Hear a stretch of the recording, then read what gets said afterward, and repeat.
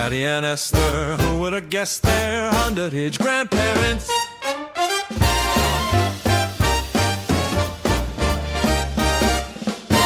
Welcome to our bonus episode of Underage Grandparents. Are you kidding? Am I overreacting? I need to calm down. Am I Overreacting segment where we unpack your stories.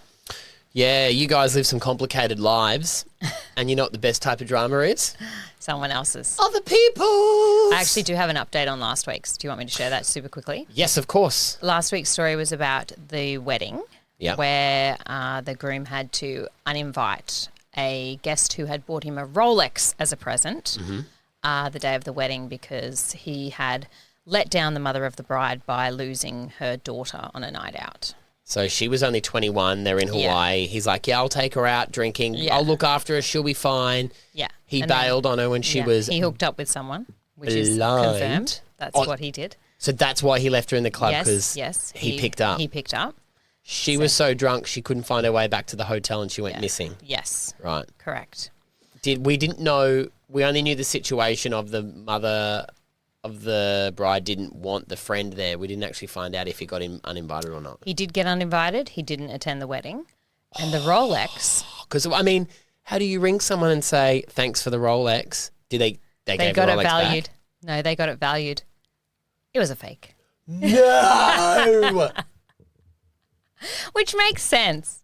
Like, who is buying a gift for a friend that they haven't seen and doesn't live in the same country, haven't seen in a while? But what makes that more embarrassing is that he'd made such a big deal of giving the gifts at the rehearsal dinner. Of course, it's a Rolex. Yeah, so he'd made such a big – because not everyone had bought gifts for the rehearsal dinner. Like most people were giving a gift for the wedding, but he was like, no, everyone gather round sort of thing while he gave his gifts and then, yeah. Oh, so he made everyone watch him Yes. Far out. So fun. How bad of a fake, I wonder? Like, was it picked up from Thailand or something? I know, like that? apparently it was a good fake. Like, it looked really nice. So and probably it paid was decently. weighty and everything.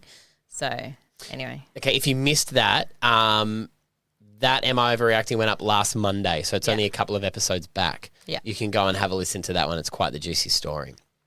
All right, get around this one. We're in this weird spot in our lives because our kids are old enough that we don't do play dates anymore. No, not really. Like they go to They have an friends. established group of friends because Yeah. they've been at school for so long, yeah. But they're old enough that they can go to a friend's house if we know the parents well Yeah. enough for a few hours and then we pick them up or they drop Yeah. them off and whatever. There's none of that. And this is one of the hardest things about when your kids go to school, the play dates where you've got to go and sometimes be there and have small talk. And it's fine if you get along with... I just cut off those friendships, to be honest with you. and that's I was fine. like, you're not hanging out with them anymore. Well, it is hard because the kids might get along, but you may not be super close with the I parent. want my 3 hours back on my Saturday, thanks. I don't want to be at bounce. And this one's an interesting one. A few weeks ago, my daughter made a new friend at school and the friend's mum invited us over for a play date. Cute. So obviously young enough for that. We ended up staying for about 4.5 hours and the kids had an absolute ball. They spent over an hour running through the sprinkler in the backyard and the mum supplied snacks, drinks and icy poles throughout the afternoon. Honestly, it was one of those play dates where everything just clicked and I left thinking, great, we've made some new friends. That's cute. Yeah. So that's a win. Kids get along. Win. You get along with the Win-win. mum. That's all you can ask for, Yeah. right?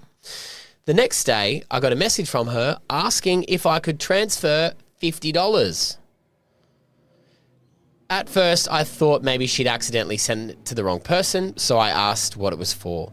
She replied saying it was to help cover the costs of the water used during the sprinkler play and to contribute to the snacks and drinks because groceries are so expensive at the moment. I was completely shocked. We only had some snacks, not a 5-course meal, but when someone invites me over to their home, I assume I'm their guest and I would never charge her at my house. To make things even stranger, she never mentioned any of this during the play date and everything seemed normal at the time. I haven't transferred the money because I genuinely think it's rude, and in my mind, inviting kids over and putting on a few snacks is part of hosting it. I now feel awkward about the situation and don't want our kids to be friends. Fair. My husband thinks I should just send the $50 and move on. I think the request is completely inappropriate. Am I overreacting? No, I don't think so. Look, I would probably just transfer the money because I wouldn't want to get into a fight with someone over such things. And if someone's asking me for that, I'm like, oh, what kind of situation are they in that they can't run a sprinkler without having a panic attack about it? So I would just transfer the money, but I also would never let my kid be friends with that kid again. And there's no way I'd be going for a play date, and there's no way they'd be coming to my house. You know, it is tough. Some people, $50 worth of food might be, might be the thing that breaks the budget for the week. Snack's going to be $50 though. I'm not sure. But, people are in that situation, especially at the moment, which is terrible, and really tough. So I can sympathise with that. I think the way she's gone about it is the issue. And I think if you are in that spot, you should say to the other mother, why don't we meet up at a park? I'm going to bring this. Do you want to bring something? And we can be there together. Yeah. Because it front foots it then.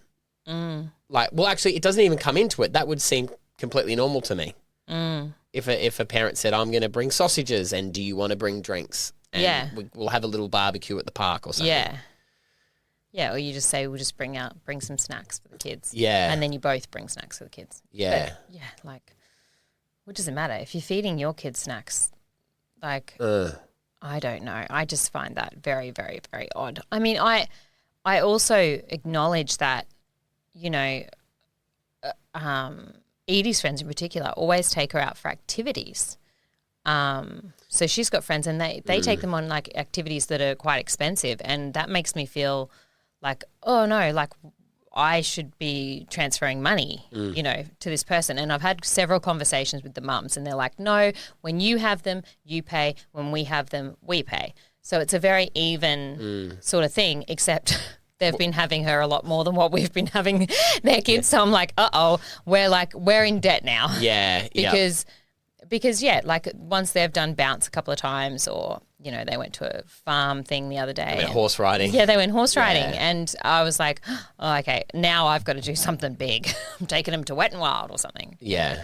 And I think, and that's fair enough, where we have that sort of thing with our friends. Yeah. It's tough. I wonder if maybe also, if she does want to keep the friendship with this mother, should she offer to bring stuff over next time? And go, hey, if we're coming over. But from the sounds of it, she doesn't want it. It was obviously a lovely afternoon, and now it's been ruined by this weirdness. If you don't know someone's weird and they reveal themselves as very odd or different to what you're used to, you can't go back from there. Okay, would it have been better if this mum said, I'm really sorry to ask this, I wouldn't usually, but, we're not in a great situation financially at the moment, and, I don't have enough school snacks. I need the money. Would you mind? Would you mind transferring? I mean, it would maybe sound like it would still be odd. It'd still be odd, but at least you'd be giving them the opportunity to say, oh, of course, yeah, why don't I drop you a bag of groceries or something like that? Yeah, that's true. Do you know what I mean? You're leaving it in their court then for their generosity, whereas by saying $50 is what I've calculated you owe me for coming to my house. I think it's the water bill part that's probably put her off massively. I get it. If I was there for a play date and I drank 3 bottles of wine, sure, send me a bill. But then I also wouldn't do that, because I'd bring my own. Yeah. I mean, this is sort of the only, dads probably don't get to that point because dads get to the play date and no one's brought any food. Yeah, exactly. And everyone's like, oh, I should have brought snacks. Should we have brought snacks? Did you bring a beer, though? Yeah, I bought a beer. But did you bring any snacks for the kids? Nah. Got some nuts. Your kid's allergic to nuts? Should we have brought sunscreen? We probably should have brought sunscreen, shouldn't we? Exactly. Oh, I didn't bring my kid Crocs. We can't even go to the shops. Let's Uber Eats a pizza. Yeah, exactly. As your kids get older, the way you make friendships change.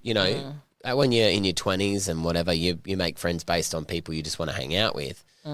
As you get to our age now, and I know a lot of people are in this similar situation, you just have to be friends with your kids' friends. I think I thought that, but now that we're into mid-primary school years and early high school years, I just force my kids to be friends with people that I like, because otherwise life's too short. Life's too short to have bad friends. Life's too short to let your kids make choices that, that's no business of theirs. Who their friends are. No, I get it. You go through a period of your life where your weekends are spent with people and you're like, I have friends and I never see them. Totally. I'm just hanging out with the parents of my kids' friends. Yeah. And I miss my friends. Yeah. Yeah. Yeah. I do remember thinking that. The people for a that short period actually of time. know me and, allow me to be me. Yeah. Yeah. Who I don't have to put a show Yeah, on for. who I don't have to put my pretend I'm a good parent face on. But everyone's doing that. I think that all the time, especially when it's at school things. Yeah. Like, my favourite thing are school events where there's alcohol. I host the trivia night. Yes, you do. For I our attend. kids' school, and you attend. And I love it because I'm up there on the stage asking all the questions, and I can see the real people.